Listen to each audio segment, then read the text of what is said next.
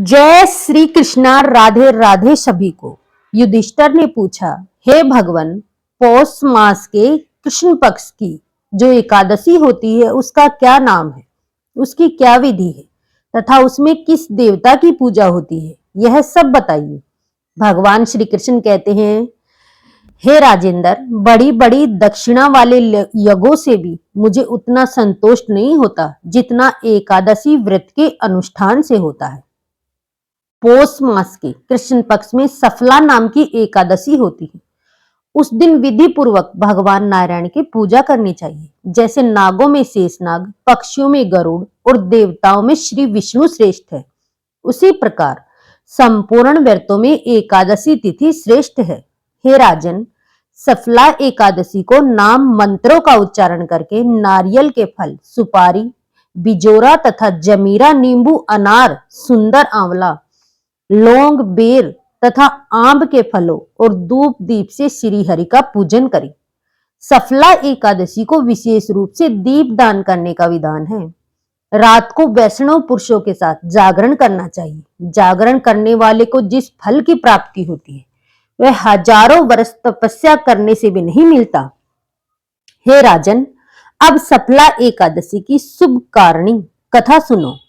चंपावती नाम से विख्यात एक पुरी है जो कभी राजा महिष्मत की राजधानी थी।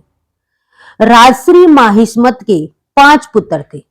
उनमें से जो श्रेष्ठ था वह सदा पाप कर्म में ही लगा रहता था, पर स्त्री गमन और वैसा स्त्री था। उसने पिता के धन को पाप कर्म में ही खर्च किया। वह सदा दुराचार, प्रयाण तथा वैष्णव और देवताओं की निंदा किया करता था।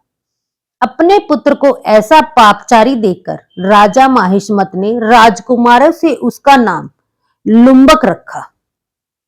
फिर पिता और भाइयों ने मिलकर उसे राज्य से बाहर निकाल दिया। लुम्बक गहन वन में चला गया।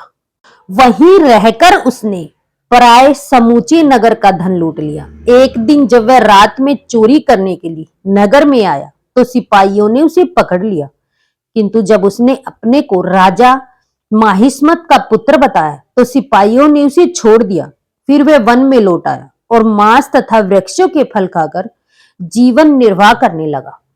उस दुष्ट का विश्राम स्थान पीपल वृक्ष बहुत वर्षों पुराना था। उस वन में वह वृक्ष एक महान देवता माना जाता था। पाप बुद्धि लुम्बक वही निवास करता था।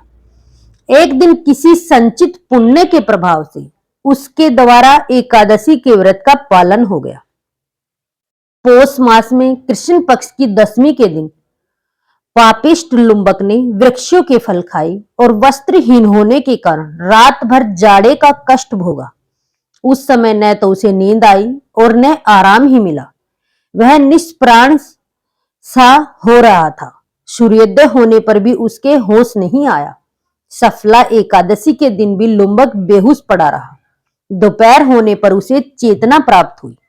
फिर इधर उधर दृष्टि डालकर वह आसन से उठा और लंगड़े की भांति लड़खड़ाता हुआ वन के भीतर गया।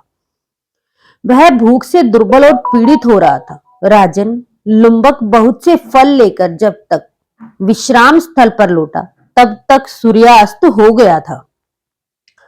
अब उसने उस पीपल वृक्ष की जड़ में बहुत से फल निवेदन करते हुए कहा, इन फलों से लक्ष्मीपति भगवान विष्णु संतुष्ट हो। कहकर लुम्बक ने रात भर नींद नहीं ली। इस प्रकार अनायास ही उसने इस व्रत का पालन कर लिया।